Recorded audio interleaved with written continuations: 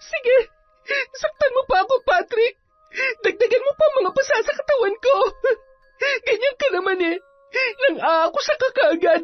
Paulit-ulit mo sinasabi na mahal mo ako pero hindi mo nga makuhang iwanan ng asawa mo. Oo, nang dahil sa'yo nakalayo ako sa putikang pinanggalingan ko. Salamat ha. Pero katawan ko naman ang naging kabayaran noon, di ba? Ginagamit mo ko kung kailan mo gusto. Kaya ba nakikipagkita ka na sa ibang lalaki? Dahil gusto mong sa iba na magpagamit? Bakit? Sawa ka na ba sa batuta ko? Nakakita ka na ba ng iba na mas malaki at mas mahaba? O baka naman mas malaki ang binibigay niyang datong sa'yo? Pwes, itong tandaan mo, Joyce, pag-aari kita. Ako nagpapakain sa'yo pati sa pamilya mo. Sa akin ang gagaling ang perang nakukuha nila sa'yo kaya dapat lang napagsilbihan mo ako.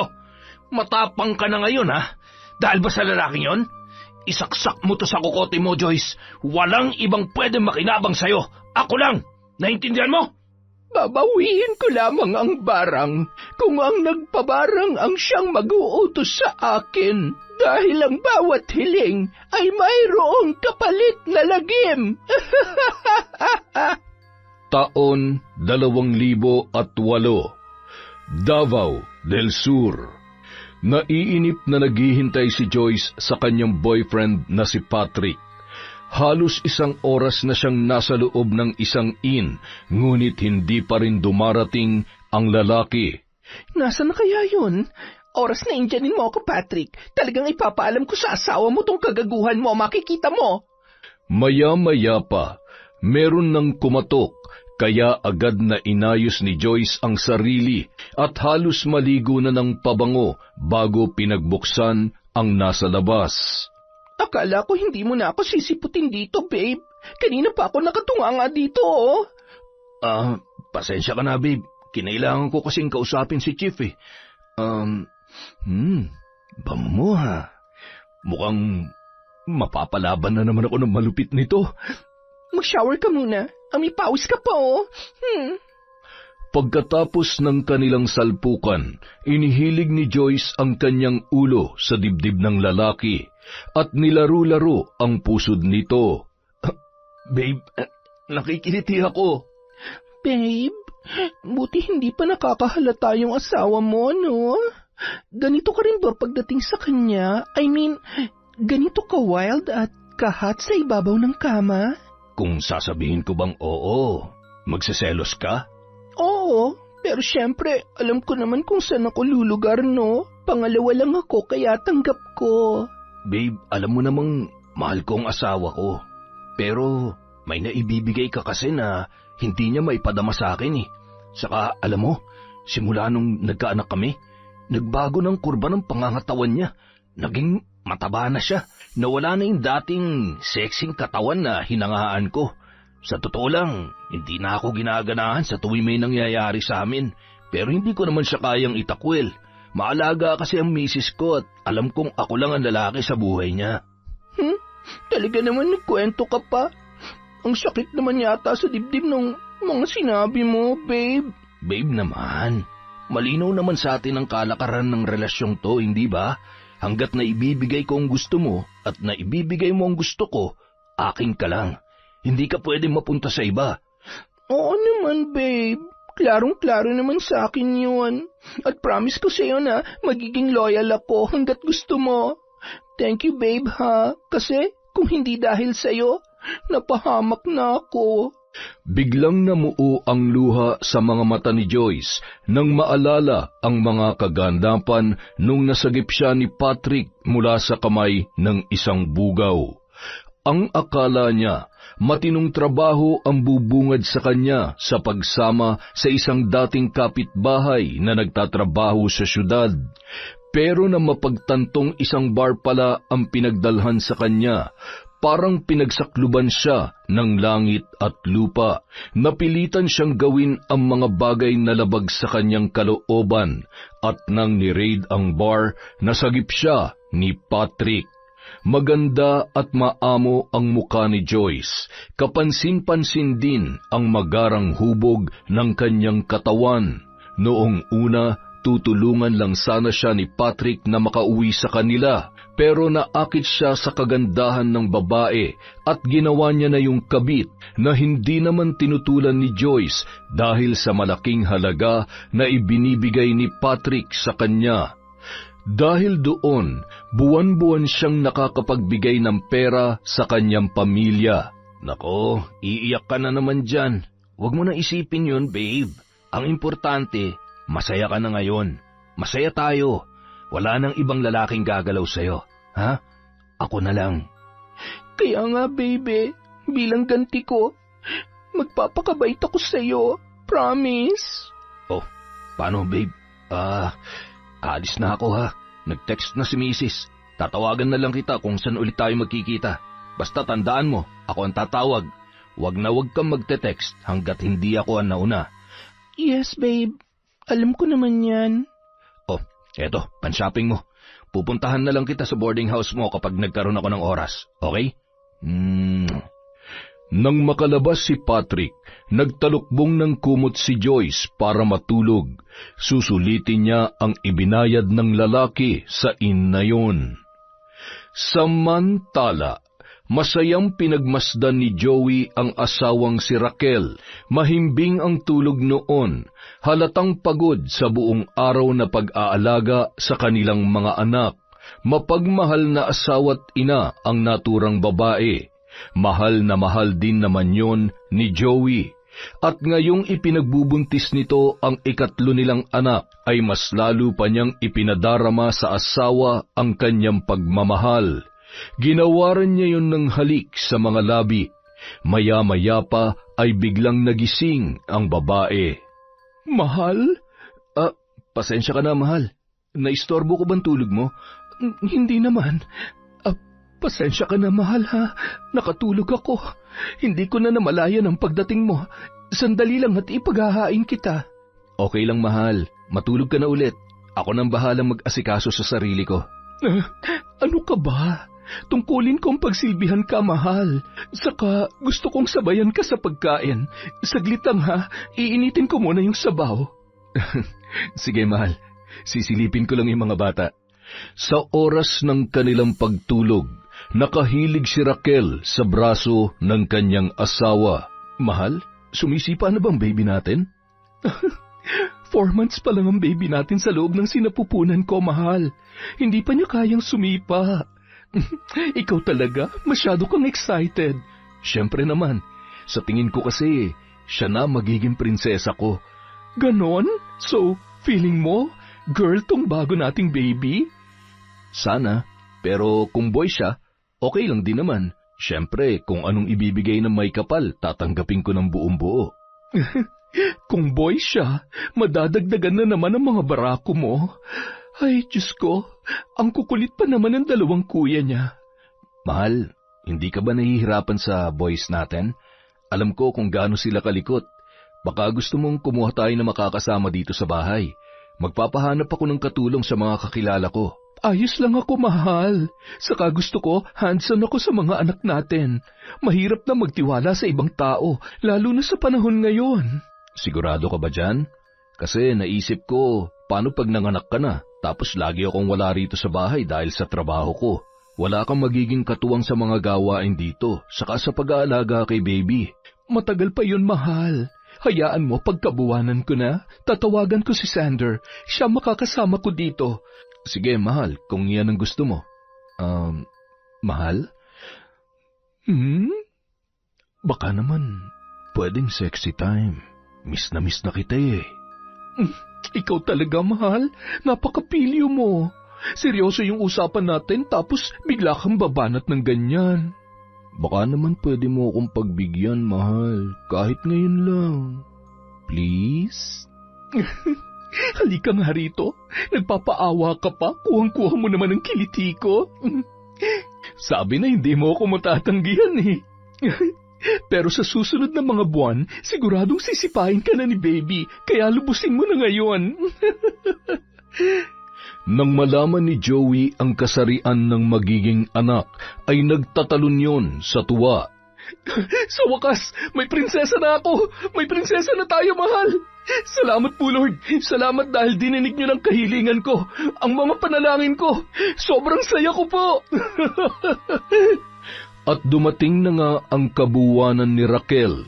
Kinailangan niya ng tawagan at papuntahin sa kanila ang bunso niyang kapatid na si Sander para may makatuwang siya sa pag-aalaga sa mga bata. Mabuti naman at dumating ka na, Sander. Alam mo, matagal ko nang gusto magkaroon ng kasama tong ate mo eh. Ngayon, kahit nasa trabaho ko, mapapanahatag na ako. Huwag ka po mag-alala, Kuya Joey. Hindi ko po pababayaan si ate. Ako pong bahala sa kanila. Salamat talaga ha. Paano, maiwan ko muna kayo. Papasok na ako. Sige po, Kuya. Ingat po kayo. Sinundan naman ng magkapatid ng tingin si Joey. Kumaway pa yun sa kanila pagkatapos sumakay sa kanyang sasakyan. Kita mo ang pagmamahal ng kuya mo? Ganyan dapat pag nagkaasawa ka na, Sander. Sana all na lang talaga, ate. Mabait ka rin naman kasi at maalaga kaya ang swerte nyo sa isa't isa. Kaya nga, bilib na bilib ako sa inyo eh. Sana makatagpo rin ako ng babaeng siseryoso sa akin. Bakit? Akala ko ba may girlfriend ka na? Wala na, ate. Hiwalay na kami. Cheater eh. Kaya nga sumugod na rin ako dito para makamove on. Ganun ba? Bata ka pa naman, bunso. Marami ka pa makikilala. Hanggang nga ni ate, broken-hearted pala tong bunso namin.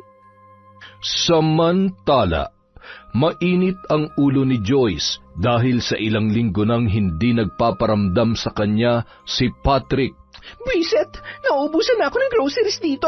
Wala na rin akong pambayad sa boarding house. Kailangan ko na sigurong gumawa ng paraan. Kung tutunga nga ako rito at maghihintay sa lalaking yon, baka masiraan pa ako ng bait sa kakaisip. Balak pumunta ni Joyce sa isang club. Doon ay maghahanap siya ng lalaki na makapagbibigay ng pera sa kanya sa pamamagitan ng one-night stand. Habang naglalakad si Joyce sa gilid ng daan, aksidenteng nabali ang heel ng kanyang suot na high heels. Napamura siya sa kanyang pagkatapilok. Saktong nakita naman yon ni Joey. Dahil sa likas na matulungin at maawain, walang pag-aalinlangang nilapitan niya ang babae na dumaraing. Miss, okay ka lang? Nang makitang dinaluhan siya ng isang lalaking nakapurmal ng suot, napangiti siya ng bahagya. Ouch! Ang sakit ng paa ko. Feeling ko, nabalian yata ako. Hindi na yata ako makakalakad sa sobrang sakit. Hetong kamay ko. Lalayan kita papunta sa kotse ko. Pwede kitang dalhin sa malapit na klinik. Yun ay kung okay lang sa'yo. Sigurado ka ba? Oo naman. Sige. Thank you, aray. Oh, kaya mo ba? Bahagyang hinilot ni Joey ang paa ni Joyce para maibsan ang pananakit noon. Salamat ha. Medyo okay naman na ako. Hindi mo na ako kailangang dalhin sa klinik. Sigurado ka? Mukhang namamaga pa kasi ang paa mo eh. Oo, sigurado ako. May kasama ka ba? Ako lang mag-isa. Nag-aabang lang ako ng taxi nung biglang nagloko tong heels ko. At thank you talaga ha. Sandali, hindi ko pa alam ang pangalan mo. Ako si Joey. Ikaw? Joyce, taga rito ka lang? Hindi, nakipag-meet lang ako sa kliyente. Ganun ba? Kung papayag ka, gusto mo ba magkape? Pasasalamat sa tulong mo. Nako, gustuhin ko man pero kailangan ko nang umuwi. Naghihintay si Missy sa bahay. Kabuhanan niya na kasi ngayon kaya dapat alert ako. Wow, congrats in advance. Magiging tatay ka na pala. Salamat. Pangatlo na namin to pero alam mo yung excitement ko nung unang panganak niya? Ganun na ganun pa rin hanggang ngayon. Nako, nakakaabala pala ako. Okay naman na ako, pwede mo na akong iwan dito. Umuwi ka na sa pamilya mo. Ihahatid na lang muna kita sa inyo. Napaka-selfish ko naman kung basta na lang kitang iiwan dito. Sabi mo nga, nag-iisa ka lang, di ba? Nako, huwag na. Nakakahiya naman. Kaya ko ang sarili ko. Sigurado ka? Oo naman. Akmang ihahakbang na ni Joyce ang kanyang mga paa nang mawala siya sa balanse. Maagap naman siyang nasalo ng lalaki. Sige na, ihahatid na kita sa inyo. Halata namang hindi ka pa okay. Lihim na napangiti si Joyce nang tinahak na nila ang daan pauwi sa kanyang inuuwian. Mapang-akit na tinitigan niya ang lalaki na nagmamaneho sa kanyang tabi. Hindi ko hahayaang makawala ka nang hindi ako nakamarka sa isipan mo, Joey. May sinasabi ka? Sabi ko, ibaba mo na lang ako dyan sa may kanto. Okay. Joey, pwede ko bang mahingi ang number mo? Bakit? Nabanggit mo kasi kanina na malapit ng mga nakangasawa mo. Bilang pagtanaw ng utang na loob ko sa'yo, gusto ko sanang maging ninang ng anak mo, kung okay sa'yo. Napatingin na lamang sa kanya si Joey. Hoy, may masama ba sa sinabi ko? Wala naman. Sige. Eto ang calling card ko. Oh my gosh! Lawyer ka pala, Your Honor? Bakit? Nakakagulat ba? Wala ba sa itsura ko? Hindi naman sa ganon, kaso akala ko kasi ibang trabaho mo eh. At Your Honor pa talaga, ha? Malaki kasi ang respeto at paghanga ko sa mga kagaya mo, sir. Ay nako, Joey na lang. Attorney Joey, dito na ako. Salamat ha.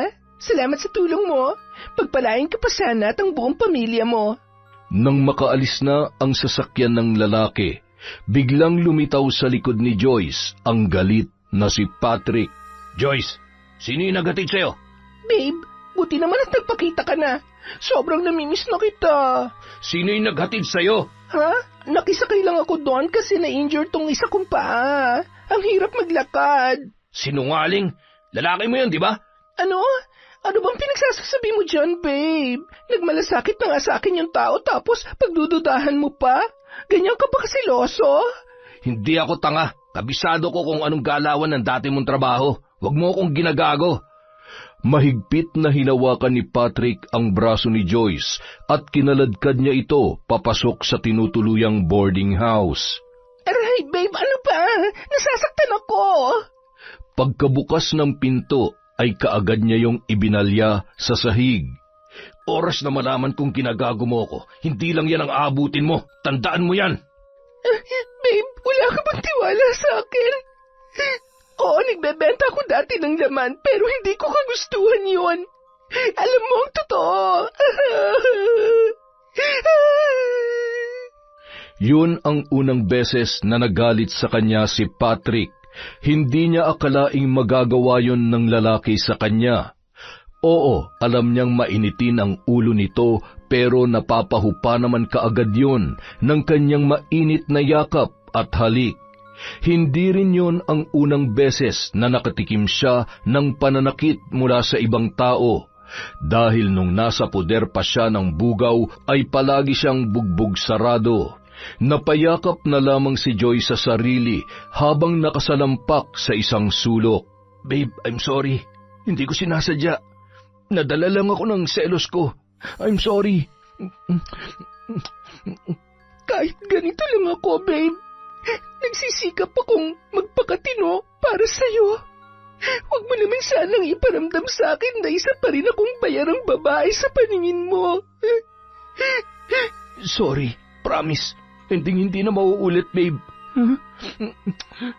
Paulit-ulit na hinalikan ni Patrick si Joyce sa kanyang noo, pababa sa kanyang ilong, at nang mapunta ang halik na yon sa kanyang mga labi, ay mainit na tinugunan naman yon ng babae, hanggang sa naging maalab na ang tagpo sa pagitan ng dalawa.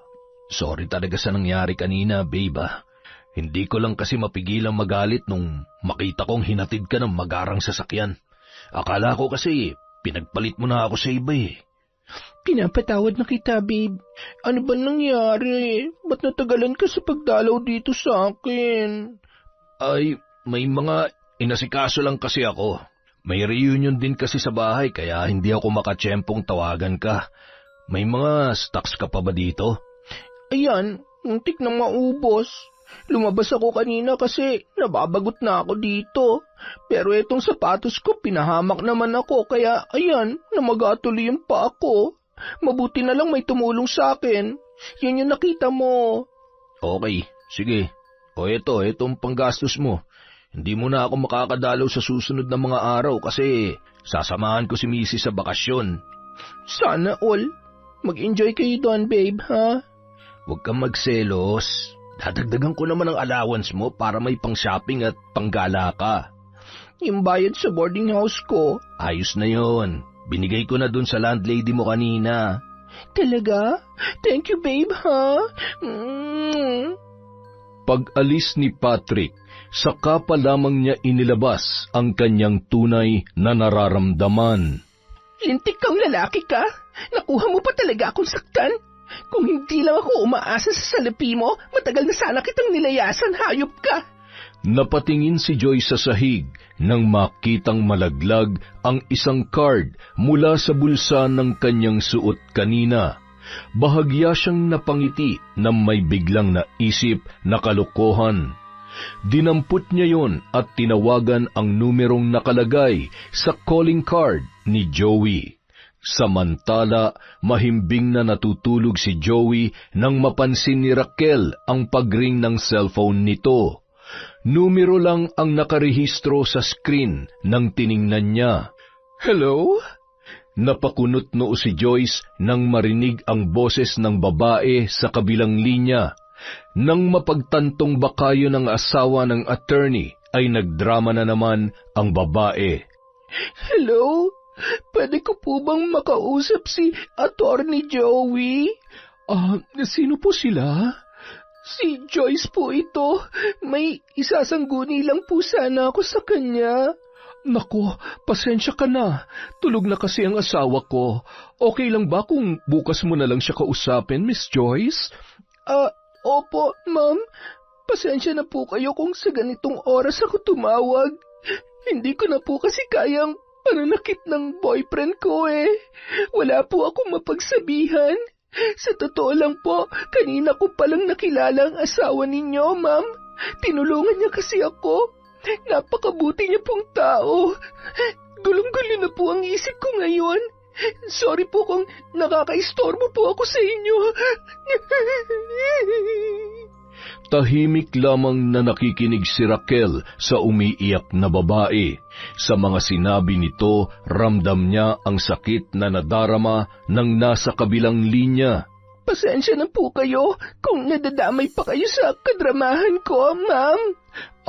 Ayos lang, Miss Joyce. Minsan kasi kailangan talaga natin ng may mapagsasabihan sa mga nararamdaman natin.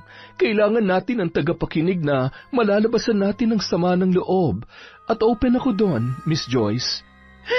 Mahal na mahal ko po ang boyfriend ko pero laging ganito ang inaabot ko sa tuwing nag-aaway kami.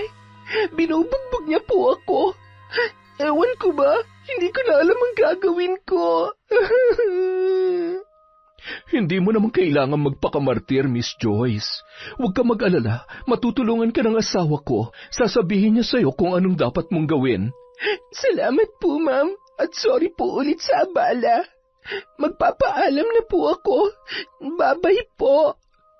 Nang ibaba ni Joyce ang kanyang cellphone, ay nag-isip kaagad siya ng paraan para magkita sila ni Joey. Hindi niya hahayaan na hindi mapasa kanya ang lalaki. Gagawa siya ng paraan para sila ay magkalapit. Maghanda ka, Joyce. Mas madrama dapat ang tagpo natin sa susunod na magkita kayo ni attorney. Kailangan makuha mo siya sa pamamagitan ng iyong bait-baitan at awa-awaan. Oras na maging kabit na ako ni attorney Joey, ididispatcha na kita, Sir Patrick. Kinabukasan, ikinuwento ni Raquel sa kanyang asawa ang naging pag-uusap nila ni Joyce. Alam mo, mahal, habang nakikinig ako sa kanya kagabi, damang-dama ko yung bigat na nararamdaman niya. Kung gusto niya talagang kasuhan yung boyfriend niya, pwede ko naman siyang tulungan. Bakit kaya yung ibang mga matitinong babae napupunta lang sa mga walang kwentang lalaki? Samantalang kaming mababait, mga pasaway naman na napapasa amin. Tapos sa bandang huli, kami rin na masasaktan. Hay, buhay, tsaklap! Nako, bunso, ayan ka na naman. Move on ka na sa ex mo. Marami pa mga babae ang makikilala mo. Hindi na ako magpapakabait, ate. Susubukan ko na maging bad boy. Lagi lang kasi ako nasasaktan eh. Alam mo, Sander, darating din ang taong para sa'yo. Yung totoong magmamahal sa'yo. Maghintay ka lang. Sa ngayon, ang mas mabuti mong gawin ay ang maglibang. Kaya buti pa, samahan mo tong mga pamangkin mo sa park. Wow iba ka rin bumanat kuya. Wala ka bang lakad ngayon, ha bossing? Wala, kaya sige na. Lumakad na kayo habang maaga pa. Sabi ko nga po eh. Boys, tara na sa park. Mag-e-enjoy tayo dun. Mag-hunting din ako ng chika babes. Tingnan mo tong si Sander. Kanina lang nag-e-emote pa yan. Ngayon, babae na naman ang iniisip. Hoy Sander, bantayan mo yung mga pamangkin mo ha. Baka kung saan-saan ka tumitingin. Yes po, bossing. Don't worry. Akong bahala sa kanila. Aalis na po kami. Ay, teka lang. Wala pa kaming baon ah. Bigyan namin, Kuya Boss. Torni. Eto. Sa sobrang excited mo makahanap ng chika babes mo na yan, muntik mo na makalimutan ang panggastos nyo doon. Salamat, boss. Alis na kami. Paalam! Mahal, ano ba nangyayari dyan sa kapatid mo? Pa-emote-emote tapos biglang sisigla. Hayaan mo na, mahal. At least hindi na siya nagmumukmok sa kwarto gaya ng kwento ni Mama. Nang sumunod na araw, nakipagkita si Joyce kay Joey sa isang coffee shop para magtanong ng mga pwede niyang gawin sa boyfriend na nananakit sa kanya. Nagbigay naman ng advice si Joey tungkol sa mga hakbang na maaari niyang gawin. Marami silang napag-usapan tungkol sa bagay na yon. Marami pong salamat, Atty. Joey. Pero napag-isip-isip kong patawarin na muna siya. Bibigyan ko pa siya ng chance. Pag inulit niyang muli, saka na lang ako aaksyon. Ikaw ang bahala. Ang importante ngayon, alam mo na ang mga legal na proseso na pwede mong gawin laban sa kanya. Attorney, ang bait pala ng asawa ninyo, ano? Nung nakausap ko siya, gumaan yung pakiramdam ko. Alam niyo yung feeling na may handang makinig sa'yo ng walang judgment? Ang swerte niyo po sa asawa niyo dahil napakabuti niya. Gusto ko tuloy siyang makilala at maging kaibigan. Ay nako, talagang mabait ang asawa ko, Joyce. Mapagkakatiwalaan pa. Never ko nga siyang naringgan ng mga pangungutya at panghuhusga sa iba eh. One of these days, makikilala mo rin siya. Diba, sabi mo, magnininang ka? Ay, syempre naman, attorney. Naputol ang sasabihin pa sana ni Joyce nang mag-ring ang cellphone ni Joey. Naka-loudspeaker ito kaya narinig niya ang sinabi ng nasa kabilang linya. Nang maibaba ni Joey ang tawag ay napatingin siya sa babae. Maraming salamat sa time niyo, attorney. Alam kong excited kayong masilayan ng baby niyo. Congratulations! Walang anuman at salamat, Joyce. O paano, hindi na ako magtatagal. Pupuntahan ko na muna ang asawa ko. Manganganak na raw siya. Mag-iingat po kayo, attorney. Maraming salamat po. Ngunit nang makarating si Joey sa ospital, nalaman niyang patay na ang bata bago pa man mailuwal ni Raquel. Gumuho ang mundo ng lalaki. Ang prinsesang pinapangarap niya at inaasam na mayakap ay isa ng malamig na bangkay. Ipinaliwanag ng doktor sa kanya kung bakit ganoon ang nangyari at kung natagalan pa ang bata sa loob ay baka pati ang asawa niya ay nawala na rin. Dahil sa mga komplikasyon, kinailangang magtagal ni Raquel sa loob ng ospital. 1 linggo rin bago siya nakalabas at marami ang ipinagbawal sa kanya. Sa pagkawala ng bunsong anak, parang pinagsakluban ng langit at lupa si Joey. Halos gabi-gabi siyang umiinom. Hindi niya matanggap ang nangyari. Pati si Raquel ay nanibago na sa kanyang asawa. Mahal, kailangan mo nang tanggapin ang pagkawala ng bunso natin. Hindi ko pa kaya. Prinsesa ko yun, mahal eh. Ilang ulit ko yung hiniling sa may kapal, tapos sa ganito lang siya mapupunta. Hindi talaga siya para sa atin. May dahilan ng Diyos, mahal. Bakit napakadali lang para sa iyo na sabihin yan, mahal? Hindi ba ikaw ang ina? Ikaw ang nagdala sa kanya sa loob ng 9 na buwan, tapos kung makapagsalita ka, parang wala lang sa'yo. Hindi naman sa ganun, mahal. Napapabayaan mo na kasi ang sarili mo. Tingnan mo, hindi ka naman dating ganyan. May mga anak ka pa naghihintay na makalaro ka pagkagaling mo sa trabaho. Pwede ba? Huwag mo muna akong kausapin, mahal. Hayaan mo na lang muna ako mapag-isa. Wala nang nagawa pa si Raquel, kundi hayaan na lamang ang pagdadalamhati ng asawa habang nilulunod ang sarili sa pag-inom ng alak.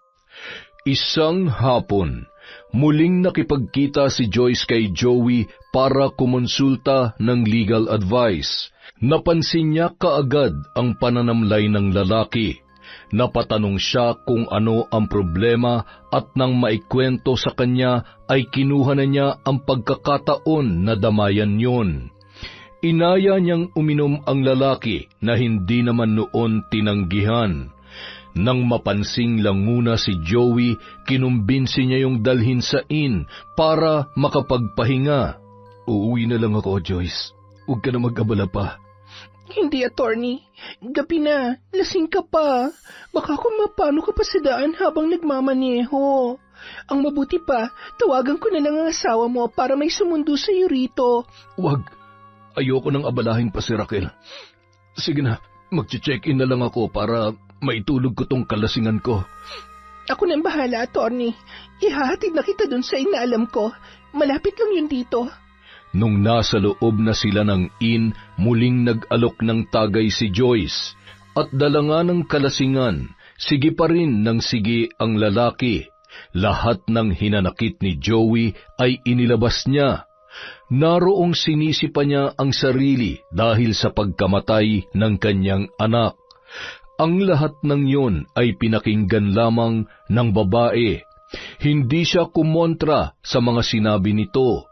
Nakikinig lamang siya, naghihintay kung kailan maisasakatuparan ang kanyang binabalak.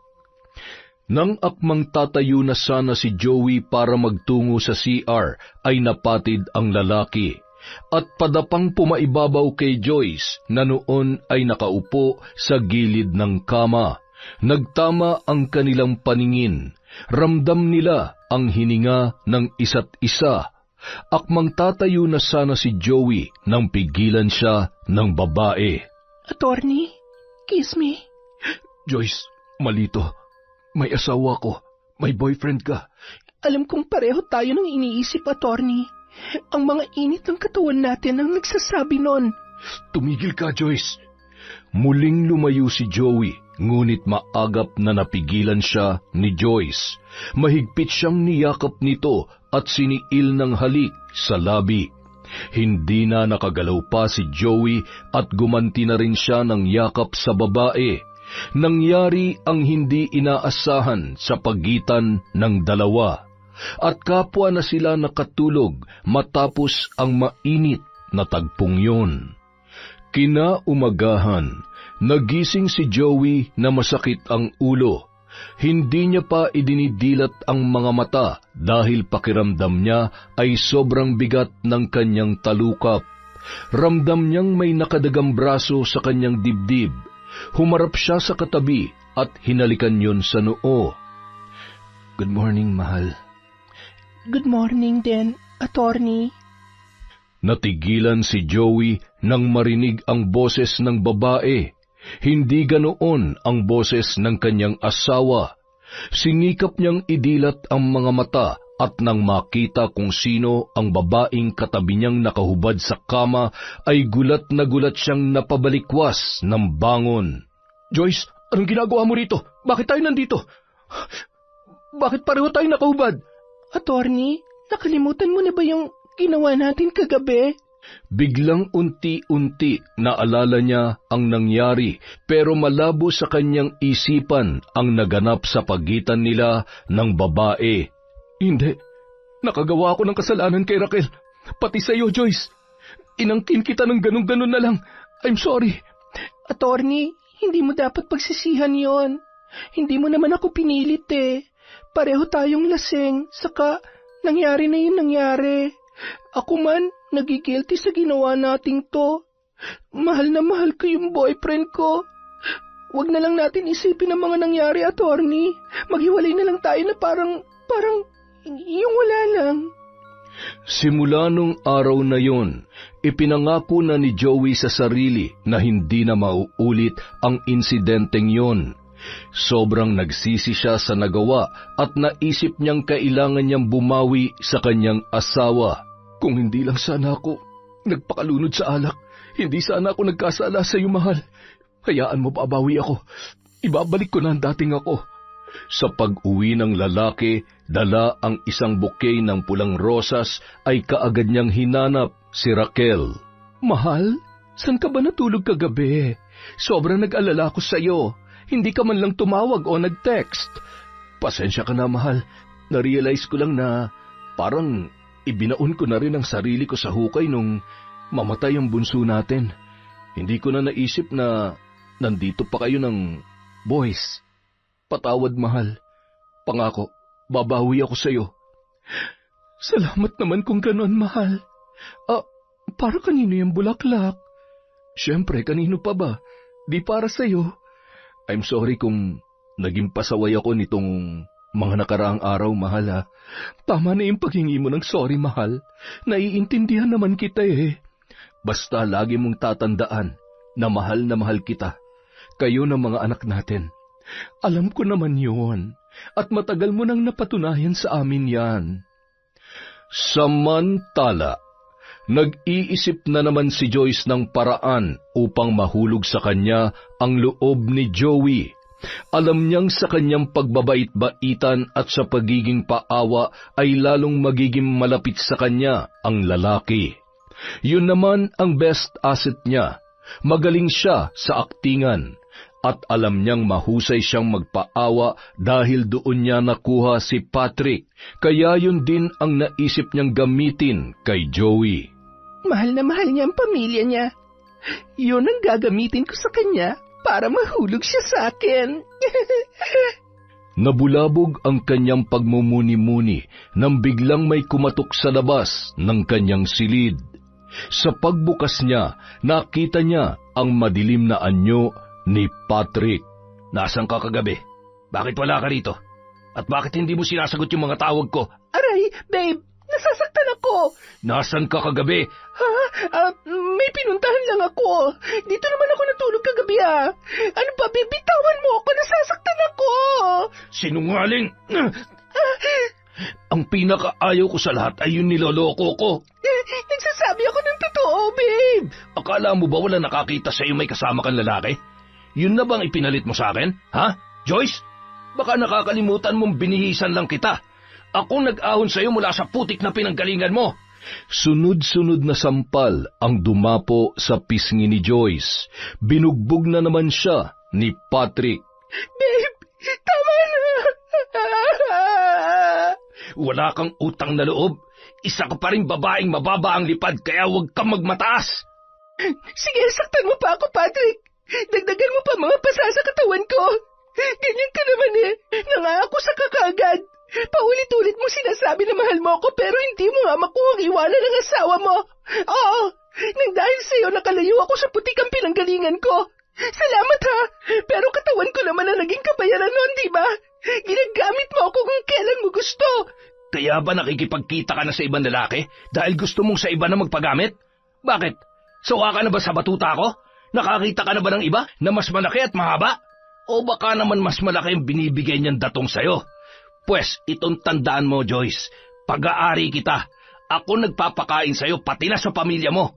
Sa akin ang gagaling ang pera na kukuha nila sa'yo kaya dapat lang na pagsilbihan mo ako. Matapang ka na ngayon, ha? Dahil ba sa lalaking yon? Isaksak mo to sa kokote mo, Joyce. Wala nang ibang pwedeng makinabang sa'yo. Ako lang. Naintindihan mo? Pagkasabi noon ay muli siyang binugbog ni Patrick. Sampal at mga sapak ang natanggap niya mula rito. Nang magsawa na ay iniwan na siya nito na nakalugmok sa sahig. Pagsisisihan mong lahat ng ito, Patrick. Pinapangako ko yan. Samantala, habang nanunood ng telebisyon ang mag-asawang sina Raquel at Joey ay tumunog ang cellphone ng lalaki. Nakita ni Raquel ang pangalan ni Joyce na nakarehistro sa screen noon. Mahal, may tumatawag sa'yo. Sagutin mo na. Sino? Joyce ang nakalagay eh. Yan ba yung nakausap ko noon? Yung tinulungan mo? Oo. Siya nga, mahal. Ikaw na munang sumagot. May kukunin lang ako sa kusina. Hello, attorney? Wala na akong ibang matawagan. Please, tulungan mo ako. Hello, Miss Joyce? Asawa to ni Joey. Ayos ka lang ba? Anong may tutulong namin sa'yo? Ma'am, tulungan niyo po ako. Marahang tinanong ni Raquel si Joyce. Idinitalya naman ng babae kung ano ang nangyari sa kanya. At dahil sa lubos na maawain, hinikayat ni Raquel ang asawa na puntahan si Joyce sa address na binigay nito sa kanya. Kasama si Raquel, nakita ni Joey ang nakakaawang anyo ng babae. Ay, Diyos ko! Mahal, kailangan natin siyang dalhin sa ospital. Ang dami niyang tinamong pasa at sugat. Salamat po sa pagtulong niyo, ma'am. Attorney, salamat po. Wala na akong ibang mahinga ng tulong dahil ang lahat ng mga ka-boardmate ko ay natatakot po kay Patrick. Ayaw nilang makialam sa gulo namin. Hiwalayan mo na kasi ang boyfriend mo, Miss Joyce. Huwag kang magpakamartir. Ma'am, gusto ko man pero hindi ko po kaya. Siya kasi ang bumubuhay sa pamilya ko.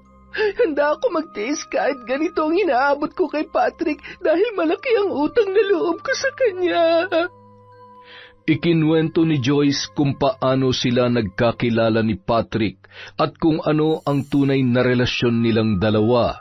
Sinadya niyang gawin yon para maawa si Joey sa kanya. Hindi naman sa hinuhusgahan kita, Miss Joyce, pero bata ka pa. Marami ka pang makikilalang tunay na magbibigay ng importansya sa iyo. Yung tunay na magmamahal sa iyo ng walang kapalit.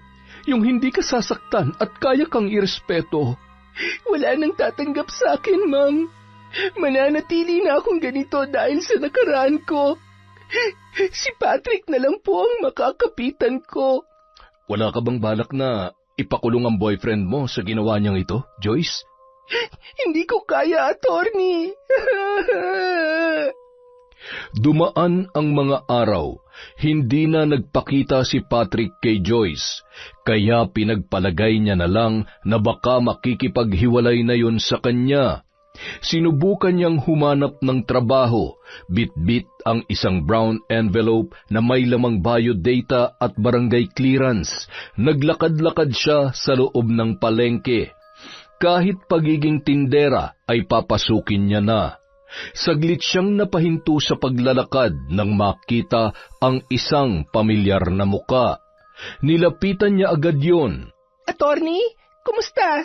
Oh, Joyce, ayos lang naman ako. Si Ma'am Raquel po. Nasa bahay, nagpapahinga. Medyo hindi kasi magandang pakiramdam niya eh. Namamalengke ka rin? Hindi. Naghahanap po ako ng trabaho. Hindi na kasi ako dinadalaw ni Patrick. Mabuti yun nang hindi ka na niya masaktan pa. Kaso nawalan na din po ako ng allowance, attorney. Kaya heto, nagbabaka sakali akong may tatanggap sa akin dito sa palengke kahit tindera ng gulay o isda. Ayos na po sa akin yon. Walang-wala talaga kasi ako ngayon eh. Kahit po, kahit po pangkain, wala ako dito. Ganun ba? Sandali. Eto, tanggapin mo. Makakatulong yan sa'yo. Naku, hindi ko po yan tatanggihan, attorney. Maraming salamat po. Aray. Oh, bakit? May dinaramdam ka ba? Nahihilo po ako. Nalalabo ang paningin ko, attorney. Ang sakit po ng ulo ko. Halika. Ihahatid na kita sa inyo. Sa loob ng kwarto ni Joyce, maingat siyang pinahiga ni Joey. Bibili lang ako ng gamot, ha? Huwag ka na mag-abala, attorney. Gutom lang po siguro to. Sige, sandali. Mag-order tayo ng pagkain. Ipapadeliver ko dito. Nang makakain na, muling nagpasalamat si Joyce sa lalaki. Pasensya ka na sa abala, attorney, ha? Ay, baka po hinahanap na kayo ni Ma'am Raquel. Oo nga. Makikisiyar lang muna ako sandali, ha? Sige lang po, attorney. Pagpasensyahan mo na lang kasi makalat at medyo madumi. Nang makapasok si Joey sa loob ng banyo, may naisip na kalokohan si Joyce. Aakitin niya ang lalaki sa pasimpleng paraan. Paano? Alis na ako, Natigilan si Joey nang makita na nakahubad ang pang-itaas na damit ng dalaga. Ay nako, pasensya ka na, attorney. Akala ko kasi mamaya ka palalabas. Magbibihis lang sana ako. Biglang napalunuklaway ang lalaki. Hindi niya maipaliwanag ang nadaramang init na biglang kumawala sa kanyang katawan. Halos 2 buwan na ring walang nangyayari sa kanila ni Raquel dahil nga bagong panganak pa lamang ang babae. Napansin ni Joyce na napagkit ang paningin ni Joey sa kanyang dibdib. Lihim siyang napangiti dahil doon. Joyce? Nang sambitin ni Joey ang pangalan, tila ba may ibig ipahiwatig yon sa kanya. Bakit, attorney? Wala. Hayaan mo na. Kung meron po kayong gusto, attorney, sabihin niyo lang. Hindi na napigilan ni Joey ang kanyang sarili. Lumapit siya sa dalaga na parabang mayroong sariling buhay ang kanyang mga paa. Habang papalapit si Joey, iniliyad pa ni Joyce ang kanyang dibdib na tila ba inaalok yun sa lalaki. Sa paglapit ni Joey, idinikit niya agad ang kanyang katawan sa balat nito. Joyce. At sa ikalawang pagkakataon, may nangyari na naman sa kanila. Pasensya ka na, Joyce. Natukso ko. Hindi ko napigilan ang sarili ko. I'm sorry. Huwag ka na mag-sorry, attorney. Okay lang sa akin. Promise. Hindi ito malalaman ni Ma'am Raquel. Umuwi na po kayo sa pamilya ninyo. Huwag niyo na pong alalahanin na nangyari. Kailangan kayo ng asawa niyo ngayon. Sabi niyo nga, hindi maganda ang pakiramdam niya. Hindi ko alam kung anong sasabihin ko sa iyo, Joyce. Attorney, sabi ko naman sa iyo, ayos lang. Mahalin mo ang pamilya mo ng buong puso. Hinihintay ka ng mga anak mo. Sa pag-uwi ng lalaki, hindi mawala sa kanyang isipan si Joyce. Hindi niya alam kung ano ang tunay na nararamdaman para sa babae. Naawa siya kaya tinulungan niya, pero nung makita niya ang katawan nito, iba ang init na hatid noon para sa kanya. Kaya naman naguluhan ng husto si Joey. Dahil doon, palagi na silang nagkikita ni Joyce para bigyan ng tulong ang babae. Inaabutan niya yon ng pera. Palagi namang bukang bibig noon ay mahalin at alagaan niya ang kanyang pamilya. Attorney, wala kang obligasyon sa akin, ha? Hindi mo ako kailangang bigyan ng allowance dahil lang merong nangyayari sa atin. Hindi, tanggapin mo na yan. Tulong ko yan sa'yo, ano ka ba? Ano na lang ang iisipin ni Ma'am Raquel, oras na malaman niyang nag-aabot ka ng pera sa akin.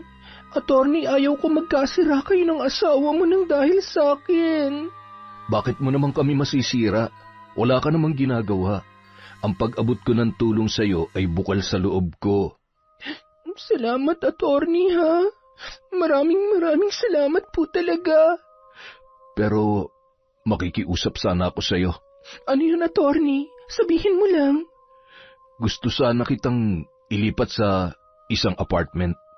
Ayoko kasing istorbohin ka pa rito ng boyfriend mo. Baka kasi masaktan ka pa niya ulit. Sana'y hindi mo tanggihan ang alok ko. Pero wala po akong pambayad sa apartment, attorney. Ako nang bahala ron. Sabihin mo lang kung kailan ka lilipat. Dahil sa mga narinig, pasimpleng napangiti ang dalaga. Unti-unti ko nang nakukuhang gusto ko. Ano ka ngayon, Patrick? Dahil sa pagiging maalaga ni Joyce kay Joey, ay unti-unti niyang natututunang mahalin ang babae. Kung minsan, doon na rin siya umuwi sa apartment noon. Ate, wala ka bang napapansin kay kuya? Nitong nakaraan kasi, palagi na lang siyang nagmamadaling umalis. Busy lamang yun sa trabaho, Sander. Di ba hindi naman siya dating ganyan? Kahit gaano pa siya kabisi, dito pa rin siya nag-aalmusal. Pero ngayon, bihira na lang. Parang nakapagtataka. Hayaan mo na lang muna siya. Alam kong hindi pa rin nakaka-move on si Joey sa pagkawala ng bunso namin. Siguro para hindi na siya malulong sa alak ay nililibang niya na lamang ang sarili niya sa trabaho. Sige, sinabi mo eh. Isasara ko na lang tong bibig ko. Isang gabi, nagpapahiwatig si Raquel sa kanyang asawa. Napansin niya na tila wala yung gana. Binaliwala lamang siya ni Joey. May problema ba tayo, mahal? Wala naman, mahal. Pagod lang ako sa trabaho. Alam mo naman, ang dami kong kliyente ngayong araw. Pasensya ka na, mahal, ha? Kumusta na nga pala yung si Joyce? Bakit mo naman naitanong sa akin yan, mahal? Wala lang. Hindi ko na kasi napapansing tumatawag yon para humingi ng tulong. Nagkahiwalay na ba sila ng boyfriend niya? Hindi ko alam. Saka wala na tayong pakialam sa kanila, mahal. Ang dami ko nang iniisip, idadagdag mo pa yan. Nagtatanong lang naman ako. Bakit para ka nagagalit? Ikaw naman kasi. Magbubukas ka na lang ng usapan, buhay pa ng ibang tao. Sorry na. Sige na, matulog na tayo. Pasensya ka na, mahal, ha? Umusod ka nga ng konti. Nainitan ako. Nagulat si Raquel dahil sa biglang inasal ng kanyang asawa. Nanibago siya sa lalaki, pero dahil mahal niya yon, inintindi na lamang niya kahit na masama ang loob niya sa ginawa nito. Hanggang isang araw, aksidenteng nakita ni Sander si Joey at si Joyce na magkasama. Nakaakbay pa ang lalaki sa babae at sweet na sweet ang dalawa. Biglang napakuyom ang mga kamao ni Sander, pero pinili niyang wag mag-iskandalo. Umuwi siya at kinausap na lamang ang kanyang kapatid. Ate, nakita ko yung asawa mo may kasamang babae. Maganda, mas bata, maamo-amo ka at sexy. Niloloko ko ng asawa mo, te. Nangangaliwa siya. Iwanan mo na, te. Hindi totoo yan, Sander. Baka kliyente niya lang yun.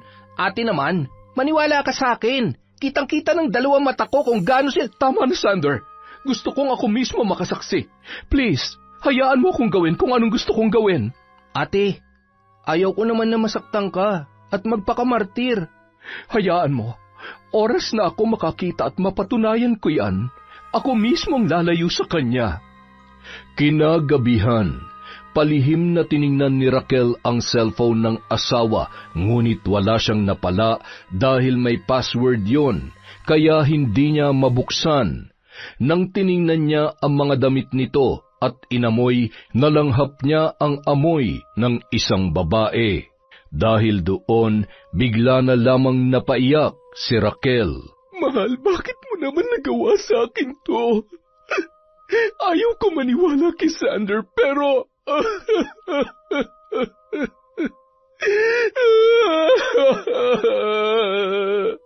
Isang umaga, sinundan ni Raquel ang kanyang asawa. Nakita niyang huminto ang sasakyan nito sa isang apartment. Nanatili lang siya na nagmamasid, hanggang sa lumabas ang isang magandang babae at mabilis na niyakap si Joey at hinalikan. Joyce?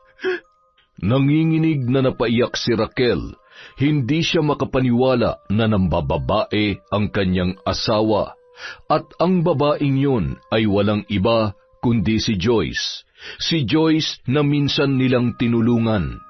Lumabas siya sa kanyang sasakyan at naglakad papunta sa apartment na pinasukan ng kanyang asawa at ng kabit nito. Kumatok siya ng 3 beses. Love, may hinihintay ka bang delivery? Wala naman. Sandali lang at titingnan ko lang, love, ha? Kumain ka muna dyan. Sa pagbukas ni Joyce ay kaagad siyang namutla nang makita kung sino ang nasa kanyang harapan. Ma'am Raquel, anong ginagawa niyo dito? Hindi ba ako dapat magtanong sa iyo niyan, Joyce? Anong ginagawa ng asawa ko dito? Wala po ditong asawa niyo, ma'am. Talaga? Hindi ba't sasakyan niya yung nakaparada sa labas? Sabihin mo nga sa akin, Joyce, gaano na kayo katagal magkarelasyon ng asawa ko? Love, ang tagal mo naman dyan. Sino ba yan? Ako lang naman to, Joey. Ang asawa mo. Mahal, anong ginagawa mo rito? Bakit, mahal? Bakit mo nagawa sa akin to? Ang alin? Huwag ka na magmaang-maangan pa, Joey. Bistado na kita. Gaano mo na ako katagal niloloko, ha? Mahal, let me explain. Explain? Explain what, Joey? Ang kakapal ng mga mukha ninyo. At ikaw naman, Miss Joyce. Akala ko ba mahal na mahal mo ang boyfriend mo, kaya hindi mo makuhang iwanan kahit na binubugbog ka niya? Bakit kumabit ka sa asawa ko? O sadyang makati ka lang? Raquel, tama na. Wala ka matibay na ebidensya. Anong wala? Bakit ka nandito? At hindi pa ba sapat na nakita kayo ni Sander? Hindi pa ba matibay na ebidensya yung nandito ka ngayon kumakain? Kulang pa ba yung ebidensyang nakita ko kayo naglalampungan sa labas kanina? Ha? Napakasama mo, Joey! Raquel, sandali lang, mag-usap tayo. Magpapaliwanag ako. Umuwi ka sa bahay. Sa mga anak mo ka magpaliwanag. Dire-diretsyong naglakad si Raquel palabas, patungo sa kanyang sasakyan at pinaharurot yun papalayo. Kaagad naman siyang sinundan ng kanyang asawa at naiwang nakangisi si Joyce. Sa palagay ko ito na ang unang hakbang para ako naman ang lumaya. Para ako naman ang maging tunay na asawa. Samantala, inabutan ni Joey si Raquel na nag-eempake ng mga damit. Mahal, pakinggan mo naman ako. Hindi ko sinasadyang lokohin ka. Naawa lang ako kay Joyce, kaya ako siya tinulungan na lumipat sa apartment na yon. Kaso, hindi ko alam kung anong pumasok sa utak ko at nahumaling ako sa kanya. Pero ikaw ang mahal ko, mahal. Mahal na mahal ko kayo ng mga anak natin. Please, wag mo naman akong iwan. Sana naisip mo yan bago ka nagpakasasa sa kanya. Eto, kunin mo na itong mga gamit mo. Umalis ka na. Pumisan ka na dun sa babae mo at wag ka nang babalik dito. Mahal, itatapon mo na lang bang ilang taon natin pinagsamahan dahil lang sa isang pagkakamali ko? Wow! At ako pa ngayon na nagtapon? Di ba ikaw tong ng babae? Ang kapal din naman talaga ng pagmumukha mong hayop ka. Lumayas ka! Layas! Hindi, mahal, hindi ako aalis. Kayo ang pinipili ko. Ikaw ang mahal ko. Bakit? Pinapapili ba kita? Malinaw naman na pinamimigay na kita sa kanya. Magsama kayo ng kabit mo. Nangaliwa ka na lang, babaeng may nobyo pa talaga ang pinili mo. Gano'ng katagal niyo na akong ginagaga, ha? Ang galing din umarte ng kabit mo, no? Kunwari mabait. Paawa pa para hindi ko paghinalaan ng kababalaghang ginagawa niyong dalawa. Mga baboy! Malante!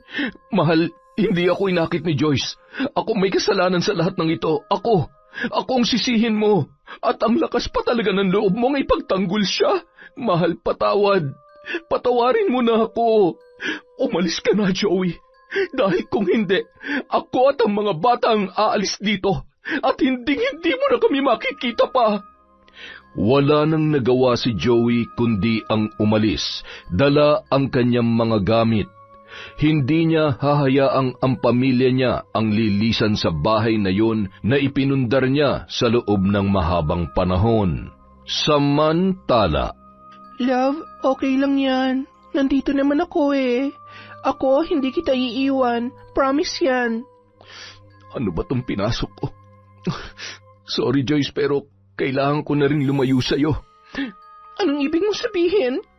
Akala ko ba mahal mo ako, love? Hindi kita maintindihan. Oo, mahal kita, pero hindi ko pala kayang mawalay sa pamilya ko. naningkit ang mga mata ni Joyce dahil sa kanyang narinig. Pero pinili niya pa ring magpakahinahon. Nagbaka sakali siya na ma-realize ni Joey na siya talaga ang kailangan nito dahil sa kanyang kabaitan. Naiintindihan kita, love. Alam kong wala nang seseryoso sa akin dahil isa akong maruming babae, pero hangad kong kaligayahan mo dahil sa pagmamahal ko sa'yo. Iginagalang ko ang desisyon mo, love. Salamat. Maraming salamat, Joyce. Matapos yun, walang araw na hindi nagpaparamdam si Joey sa kanyang asawa. Humihingi ng tawad at nagmamakaawa. Pero hindi siya pinapansin ni Raquel. Magkaganon pa man, patuloy pa rin siya sa pagpapadala ng mga bulaklak para dito. Hindi na rin siya umuuwi kay Joyce.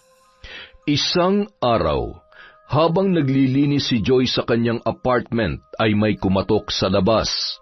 Alam niyang hindi yun si Joey dahil hindi kumakatok si Joey kapag nagtutungo roon. Matapang siyang lumabas sa pag-aakalang si Raquel ang kanyang mabubungaran. Ngunit bigla siyang nanlamig at namutla nang makita ang isang lalaki. Ha? Anong ginagawa mo rito? Buhay prinsesa ka na pala ngayon sa kamay ng bago mong kinabitan, ha? Paano mong nalaman na nandito ako nakatira? Nakalimutan mo na bang pulis ako? Siyempre, nag-imbestiga ako kung saan kita mahahagilap na malandi ka. Aray, ano pa? Nasasaktan ako! Bitawan mo ako, Patrick! Walang hiya ka? Di ba sinabi ko namang akin ka lang? Pagbabayaran mong ginawa mong ito, Joyce, ibabaon kita sa impyernong malandi ka! Kinaladkad ni Patrick si Joyce papasok sa loob ng apartment. Sinakal niya ang babae at walang awang pinagbubugbog. Papatayin kita! Hindi ako makakapayag na pakinabangan ka pa ng iba! Mariin niyang sinakal ang nagpupumiglas na babae. Samantala, naisip ni Raquel na sugurin si Joyce. Balak niyang ipamuka sa babae na ipaglalaban niya ang kanyang asawa. Buo na ang kanyang desisyon. Tatanggapin niyang muli si Joey at kalilimutan na lamang ang lahat para sa kanilang mga anak. At para na rin sa kanya, mahal na mahal niya si Joey at nakikita niya ang sinsero nitong paghingi ng tawad. Bitiwan mo ako, Patrick! Pilit pa rin nanlalaban si Joyce kahit nabugbog sarado na ang kanyang katawan. Bitiwan mo siya! Dumagundong ang boses ni Joey sa buong kabahayan. Galit na galit namang ibinaling ni Patrick ang tingin nito sa kanya. Ngunit ginawaran pa rin nun ng malakas na suntok ang sikmura ng dalaga. Ayos! Ang saya nito! Dumating na pala ang knight in shining armor ng prinsesa ng putikan. Si Attorney Joey. Ang attorney ni walang utak dahil pumatol sa pag-aari ng iba. Hindi ba't may asawa ka na? Bakit iginigiit mo pa rin pag-aari mo si Joyce? Kung ganun, wala tayong pinagkaiba. Wala ka rin palang utak. Anong sabi mo? Hoy, akin si Joyce. Ako nagpapalamon sa kanya at sa buong pamilya niya. Pareho lang naman tayo may asawa. Malas mo lang dahil nalaman na ng asawa mo ang pambababae mo. Ako pa rin ang alas dito, hoy. Ang mabuti pa, tigilan mo na si Joyce. Hayaan mo siya mabuhay ng payapa. Hindi mo ba nakikita? Ayaw niya na sa'yo. Ulol! Hanggat buhay ako, hindi mo siya mapapakinabangan. Bumunot ng baril si Patrick at itinutok yon kay Joey. Mahal kong pamilya ko at ipinangako ko na sa sarili ko na aayusin ko lahat sa pagitan namin ng asawa ko para magkaayos kami. Alam ni Joyce kung gaano ko kamahal ang asawa at mga anak ko. Para sa kaalaman mo, tapos nang lahat sa amin ni Joyce. Hindi niyo ako maiisahan, hoy. Hindi niyo mabibilog ang ulo ko! Magkakasunod na putok ng baril ang umalingaw-ngaw at kaagad na bumulagta ang dugoang si Joey. Hindi! Joey! Hindi nila napansin ang pagdating ni Raquel. Narinig ng babae ang huling sinabi ng asawa kaya napakasakit sa kanya na makita yung humandusay sa sahig at naliligo sa sariling dugo. Mahal, patawarin mo sa anak ko. Lumaban ka, mahal. Huwag mo akong iiwan. Oo, pinapatawad na kita. Bigla namang tumakas si Patrick nang makitang bumulagta sa sahig si Joey. Si Joyce naman nahimatay dahil sa natamong pambubugbog. Naging magulo ang buong paligid. Kapwa dinala sina Joey at Joyce sa ospital, ngunit dinalang dead on arrival ang lalaki. Kasalanan mo tong lahat, babae ka. Kung hindi ka lang sana pumasok sa buhay namin, buhay pa sana ang asawa ko ngayon. Hindi sana nawala ng ama ang mga anak ko. Raquel, hindi ko kasalanan kung mas bata at kung mas maganda ko kesa sa'yo, kaya na humaling sa akin ang asawa mo. At gusto ko lang malaman mo na hindi ko pinagsisisihang makailang beses namin pinagsaluhan ng kalangitan. Malas niya lang dahil namatay siya sa kamay ni Patrick at hindi ko nakasalanan yon. Lumabas din ang tunay mong kulay, babae ka. Ang dating bait-baitan at paawang kabit, ipinakita na ang tunay niyang pag-uugali. Sa kabaitan ko nahulog ang asawa mo, Raquel. Ngayong wala na siya, ano pa magiging rason ko para magpaawa at magbait-baitan? Walang hiya ka! Si Patrick lang ang hinahayaan ko manakit sa akin dahil may utang na loob ako sa kanya. Wala kang karapatang sampalin ako. Imbis na sisihin mo ako sa pagkamatay ng gago at uto-uto mong asawa, asikasuhin mo na lang ang libing niya. Happy condolence! Halos madurog ang puso ni Raquel sa sinapit ng kanyang asawa. Mahal, kung hindi mo lang sana nakilala ang Joyce na yon, buhay ka pa sana hanggang ngayon. Buo pa sana ang pamilya natin. Sa pagdaan ng mga araw, matapos ang libing ni Joey, hindi pa rin tanggap ni Raquel na wala na ang kanyang asawa. Para bang nawalan na siya ng gana sa lahat ng bagay. Ate, kumain ka na. Tingnan mo, ang layo na ng katawan mo sa dati. Sander, sana hindi na lang ako nagpadalos-dalos na palayasin ang kuya mo. Buhay pa sana siya ngayon. Kasalanan ko to. Kasalanan ko to. Wala kang kasalanan, ate. Biktima ka dito. Walang ibang dapat sisihin kundi siya mismo at ang kabit niya. Kaso, hindi pa nahuhuli ng mga pulis yung bumaril sa kanya eh. Paano na ako ngayon, Sander? Ate, huwag mong sabihin yan. Nandito pa kami. Ang mga anak mo, ang mga magulang natin. Alam mo, ate, buti pa umuwi na lang tayo sa atin. Huwag kang magpakaburyo dito. Hindi ko iiwan si Joey. Kailangan ko siya. Kailangan ko siya. Sobrang awa ang naramdaman ni Sander para sa kanyang kapatid. Ang dating masayahin na ate Raquel niya ay nawalan na ng kulay ang buhay dahil sa pagkamatay ng taksil nitong asawa. Walang nagawa si Sander kundi yakapin na mahigpit si Raquel. Ate, nandito lang kami sa tabi mo. Samantala, nang makalabas ng ospital, umuwi na si Joyce sa poder ng kanyang pamilya. Sa takot na balikan siya ni Patrick sa apartment, minabuti niyang lumisan na lamang doon at magtungo sa kanilang probinsya. Isang araw, habang naglalaba sa poso, biglang rumagasa ang kakaibang pananakit ng kanyang katawan. Hindi niya matukoy kung saan nanggagaling ang sakit, basta ang alam lang niya ay napakatindi noon at hindi niya maipaliwanag ang paglukob ng init sa buo niyang katawan. 1 linggo na siyang inaatake ng lagnat at dahil nga sa malayo sila sa lungsod, hindi na siya nakapagpa-check up sa ospital. Anak, ano kaya kung ipatingin na natin sa albularyo yung nararamdaman mo? Mukhang hindi na maganda yan. Sa pag-aakalang side effect lang yon ng pambubugbog sa kanya ni Patrick, ay tinanggihan ni Joyce ang alok ng ama. Lagnat lang to, Tay. Sanay na ako sa ganito. Huwag na po kayo mag-alala. Gagaling din ang maganda niyong anak. Nakuha mo pa talaga magbiro sa ganyang kalagayan. Siya, ako'y gagayak na. Mataas na ang sikat ng araw. Mag-aani muna ako na may pambili tayo ng ulam at bigas mamaya. Sige po, Tay. Mag-iingat po kayo.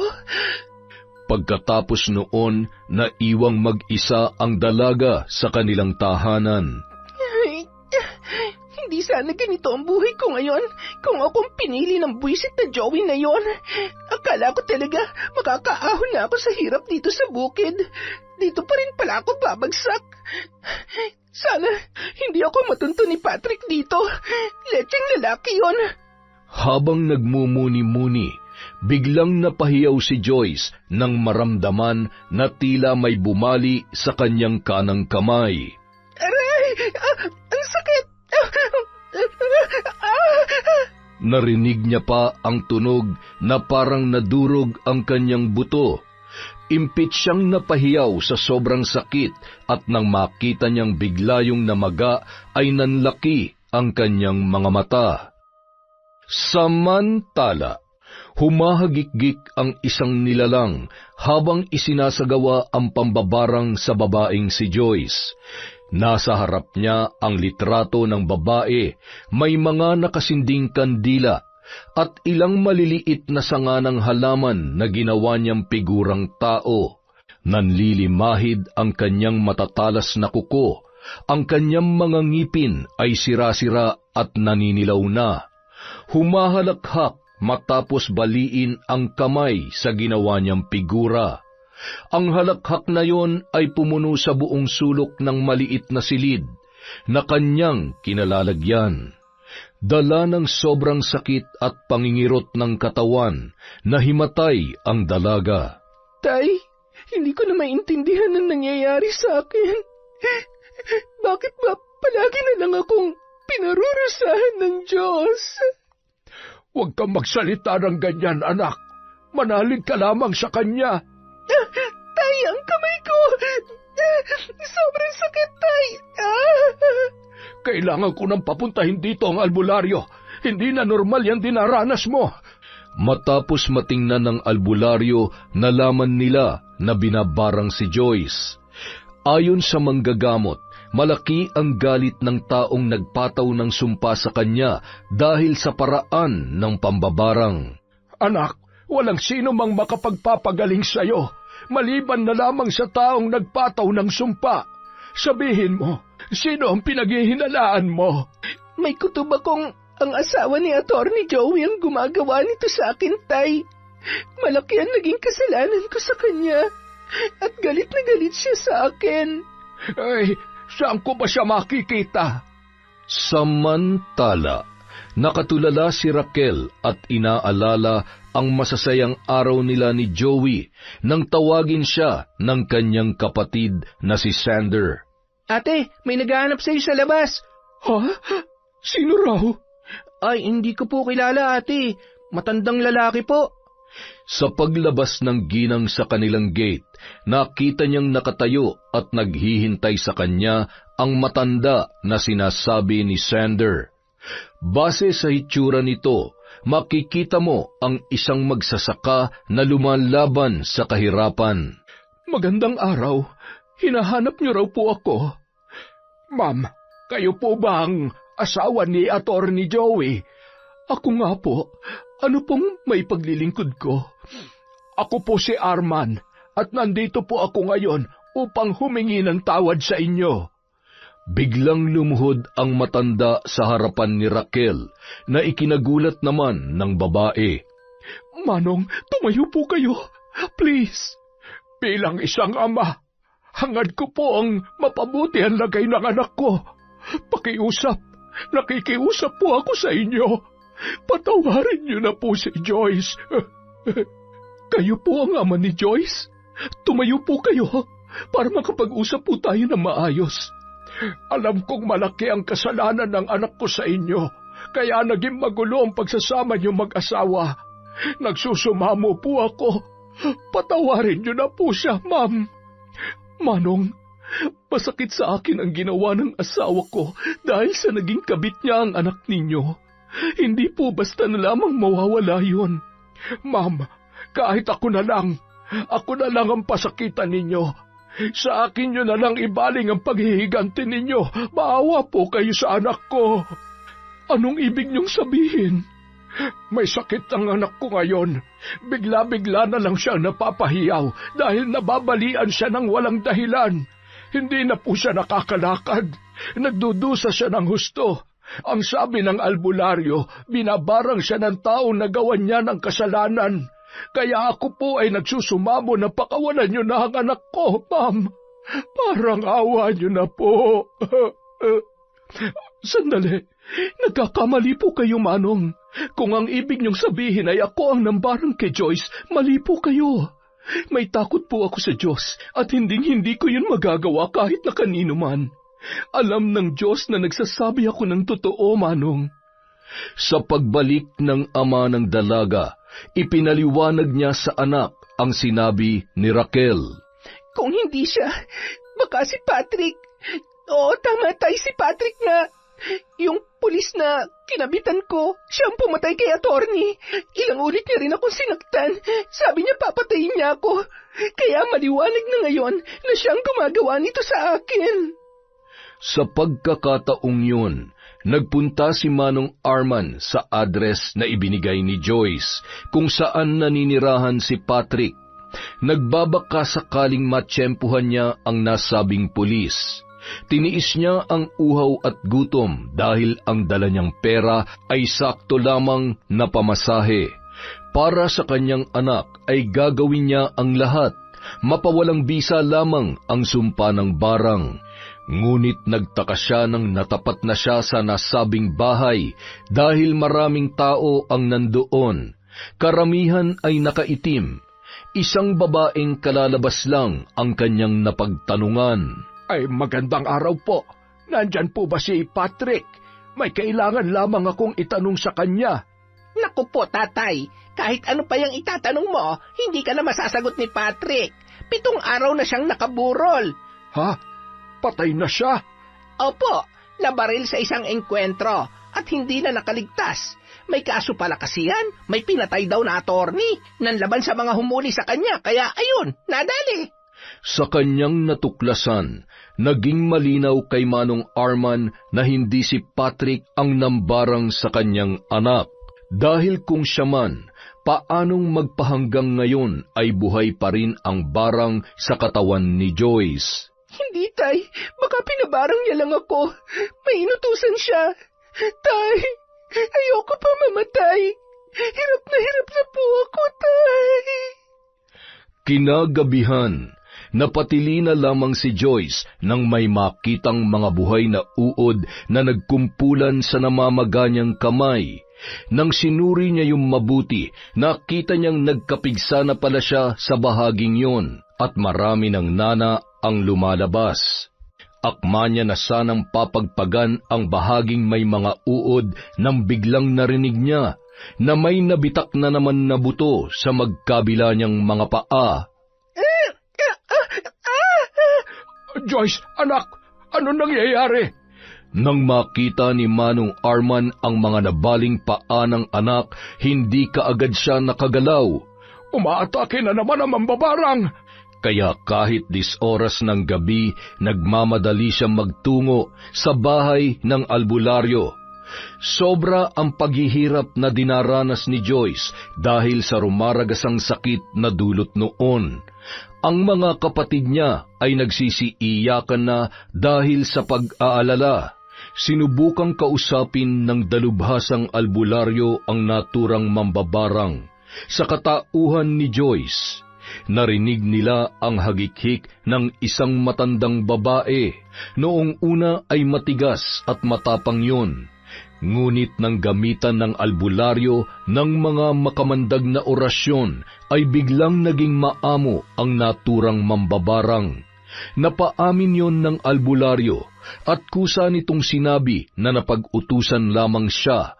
Binarang niya ang biktima kapalit ng malaking halaga. Inihayag din niyang buhay na buhay pa ang nagpabarang sa dalaga. May nabanggit din yon na attorney. Babawiin ko lamang ang barang kung ang nagpabarang ang siyang mag-uutos sa akin dahil ang bawat hiling ay may kapalit na lagim. Nang naputol na ang pakikipag-usap nila sa nasabing mambabarang, nakiusap si Joyce sa ama na bumalik sa tahanan ng asawa ni Joey. Manong, mamatay man ako ngayon. Hindi ako nagpabarang kay Joyce. Nagsasabi po ako ng totoo. Pasensya na po kayo pero hindi ko kayo matutulungan tungkol dyan. Ma'am, nagmamakaawa po ako sa inyo. Gagawin ko po ang lahat ng gusto ninyo. Kahit halikan ko pa po ang mga paa ninyo, ayos lamang po sa akin. Nakikiusap po ako, bawiin niyo na po ang sumpa. Manong, wala nga pong alam ang ate ko sa kung anong-ano man nangyayari sa anak ninyo. Bakit ba kasi ang kulit ninyo? Hindi niyo po ba alam na masama ang mambintang ng walang sapat na dahilan? Inosente po ang ate ko. Hindi niyo po ba naiintindihan yon? Pasensya na pero hindi po ako aalis dito hanggat hindi niyo po, Manong, wala po talaga akong kinalaman dyan. Kung alam ko lang kung sino, ako na po mismo makikiusap sa kanya. Dahil naaawa na ako sa inyo. May mga magulang din ako at hindi maaatim ng konsensya ko ang maghirap ang isang ama na kagaya ninyo. Maging si Sander ay nakaramdam na rin ng awa sa matanda kahit iginigiit nito na may kinalaman ng ate niya sa pambabarang ng anak na babae, ay nangibabaw pa rin ang kanyang awa. Pangako, oras na mawala ng bisa ang barang, magsisilbi po ako sa inyo ng libre. Pambayad sa mga kasalanan ng anak ko, parang awa niyo na po. Dala na rin ng pagod at gutom. Biglang natumba si Manong Arman sa kanyang kinatatayuan at nawalan ng malay tao. Diyos ko, Sander, tulungan natin siya. Dinala nila sa loob ng bahay ang matanda. Makalipas lamang ang ilang minuto ay nagising na yun. Heto po, humigop muna kayo ng mainit na sabaw. Ano po nangyari sa akin, Ma'am? Nahimatay po kayo. Buti na lang at hindi nabagok ang ulo ninyo. Ay, pasensya na po kayo. Desperado na po kasi ako. Ayokong mawala ng anak. Naging pasaway man siya sa iba, pero napakabait niyang anak sa akin. Mahal na mahal niya po kami. Kaya nung nagpaalam siya sa akin na mamamasukan dito sa syudad, gusto kong tumutol pero wala akong nagawa sa tindi ng determinasyon niya. Akala namin ay ayos lamang siya dito. Nakakakain na maayos at nakakuha ng matinong trabaho, pero bago ko lang din nalaman na naging pinaglaruan siya ng iba't ibang mga lalaki sa bar. Ibinugaw siya sa kahit na sino.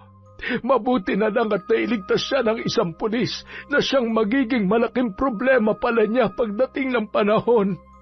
Ma'am, humihingi po ako ng tawad sa lahat na nagawa ng anak ko sa pamilya ninyo. Marahil ay naging manhid na siya dahil sa mga naging karanasan niya sa buhay. Sa mga sinabing yon ng matanda, hindi na napigilan ni Raquel at Sander na mapaluha dahil sa awa na kanilang naramdaman. Babawiin ko na po ang barang sa anak niyo, Manong Arman. Nagulat ang dalawa sa inihayag ni Sander. Kapwa sila nakatingin sa kanya sa paraan na nagtatanong. Inaamin ko po, ako po may kagagawan. Hindi ko po kasi kayang tingnan si ate na naghihirap dahil sa pagkawala ni kuya. Oo, galit na galit ako kay Joyce nang dahil sa kanya. Nawalan ng asawang ate ko. Nang dahil sa kanya, nasira ang pamilyang binuo ng kapatid ko. Kaya pinangako kong pagbabayarin ko siya sa kahit na anong paraan. Hanggang sa nagpunta ako sa isang mambabarang. At doon na nagsimula ang kalbaryo ni Joyce. Balak kong iparamdam sa kanya ang kamatayan sa paraang mahihirapan siya ng gusto. At ngayong nakita ko kayo nagsusumamo, naaawa po ako sa inyo at nagigilty ako, Manong. Kaya, opo, magiging maayos na po ang anak ninyo. Matinding pasasalamat ang ginawa ng matanda kay Sander. Naluluha pa siyang niyakap ang binata at lumuhod sa harapan noon para ipabatid ang kanyang pasasalamat. Tama bang narinig ko? Babawiin mo na ang barang na ipinataw mo? Opo, sigurado na po ako dun. Ipapaalala ko lang, hindi biro ang pinasok mo. Bawat hiling ay may kapalit na lagim. Ngayon, sa pagbawi ko sa barang, hindi na pwedeng pera ang ipambabayad mo.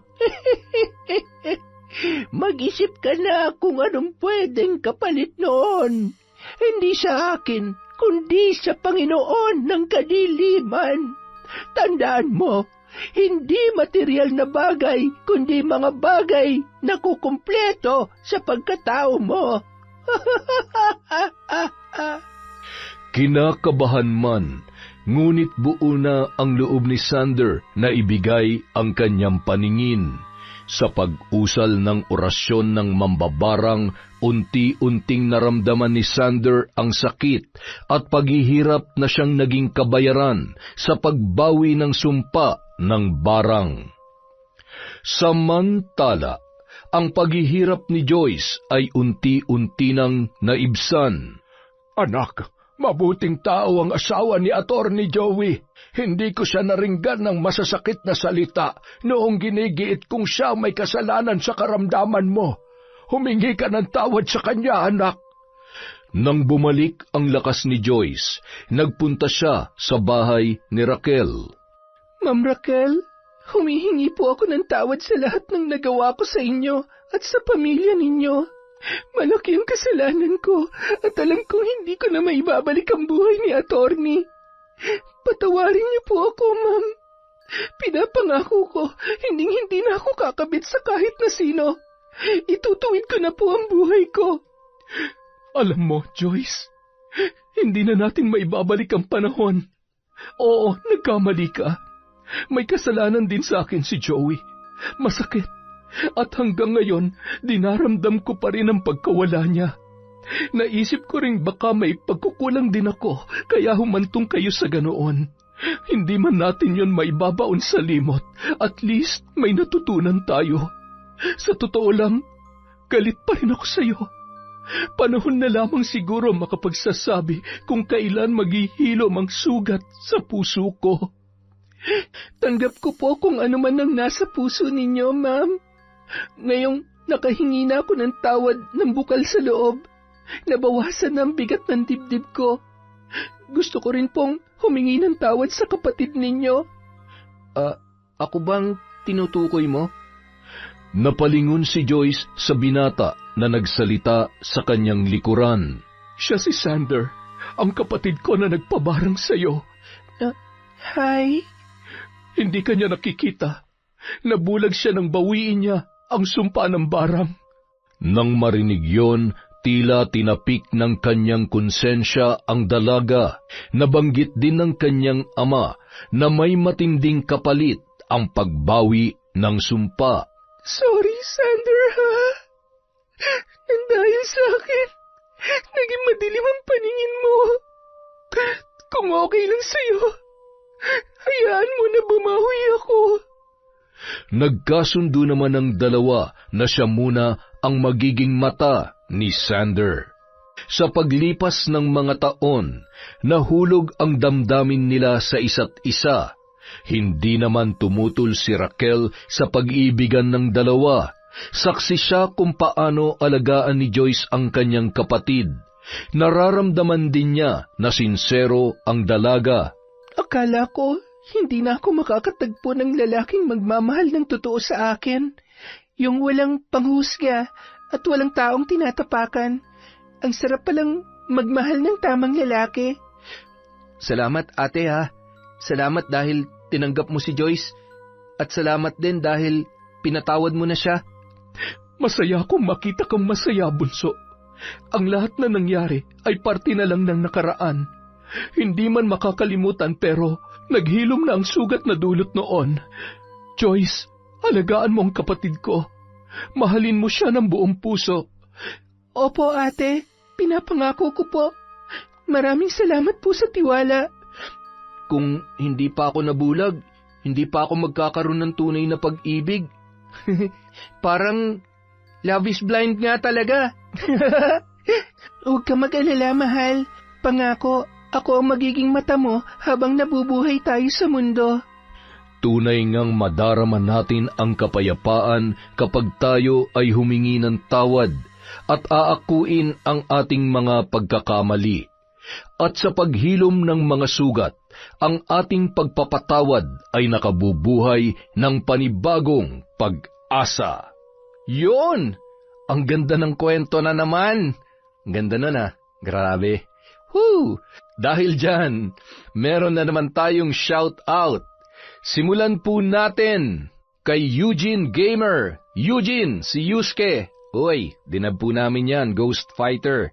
Hi din po kay Jelana Amanda, kay Zoe Agan, kay Chrisjel Mamado, kay Carmila Nitura. Hi din po kay Jesus Nazarino, kay Maria Katrina Manyakap. Hi din po kay Josie Aniban. Hello kay Emma Dumato, kay Celia Tolentino, kay Delia Alion. Hi sa Assorted Love Hurts, KSA. Shout out kay Robert Crimen, kay Paul Derrick the Explorer from Texas. Hi din po kay Caroline Doong, kay Christine Guevara, Gina Magno, Lizelle Claros Gabao, Angelita de los Santos. Hi kay Helen Flores, Alfredo Bentong Jones, from Janice Delfin Ramirez. Hi po kay Shauma TV. Hello kay G. Castro, Krampatana Family at Fast Diagnostic Group Inc. from Joanna Krampatana. Hello po kay Sally Roldan, kay Cherry Mukbanger ASMR, kay Annalie J., kay Lydia Lopez, sa Mercado Family of Pandi Bulacan from Darwin Mercado. Hi din po kay June Linsao, kay Sydney Crosswind, kay Norsan TV, John Chris, The Color Purple. Hi kay Zali Cruz, Mitch TV, kay Reagan Machico. Happy birthday kay Nazomi from Lola Marian Laborte. Hi po kay Adrian, kay Sean, kay Samuel at Sebastian from Chonchamteb. Hello din po kay Leonila Mempin, kay Rubilin Ube, kay Aya Abogado, kay Kurt Mina, Elizabeth Maramot, eme po kay Dimples Yumi. Hi kay Rosemary Casonete, sa Sobremonte, Espique Family at sa mga kalugares po ni Jessica Sobremonte. Hi kay Emmanuel Christian Zorilla. Hi kay Hana Maylin Sesgundo, kay Marjorie Dequila, kay Leona Taytay, kay Jimboy Joshua Pelayes from Rosaline Gumok. Hi po kay Hayashi Megan, sa RG Garments of Valenzuela from Basta Mage ako. Hello din po kay Pureza Tagiwalo, kay Rowena Magbanwa, kay Carlota Gonzales, kay Belen Malbas, kay Mirna Castro. Hi kay Janet Cisneros, kay Alma Chu, Chander de Guzman, Sheila May Galvez, Yolanda Bautista, kay Cristel Yabut, Sam Escobar. Hi po kay Nena Dizon, kay Marian Laborte, kay Jonah Lopez, kay Maple Concepts. Hi po kay Mo AI. Hi kay Jerry Rueles. Hi kay Masi Vlog, kay Hanalin Channel 2.0. Hello po kay Boss Edgardo Fontanilla, kay Candida de Balucos, kay Elpida Advincula, kay Angelina Ay, kay Marideth Jurilia, kay Teresa Liorca, kay Cyril Acabal, kay May Megs. Hi po kay Marites Bryce, kay Tita Tessie, kay Monica Nieves. Hello po kay June Mateo, Boss. Hi po kay Ni Alforte. Hi Ni. Hi din po kay Jocelyn Nazareno at kay Sheila Banjola. Maraming salamat po sa walang sawang pagsuporta mula sa Kwentong Enteng. Love po para sa lahat.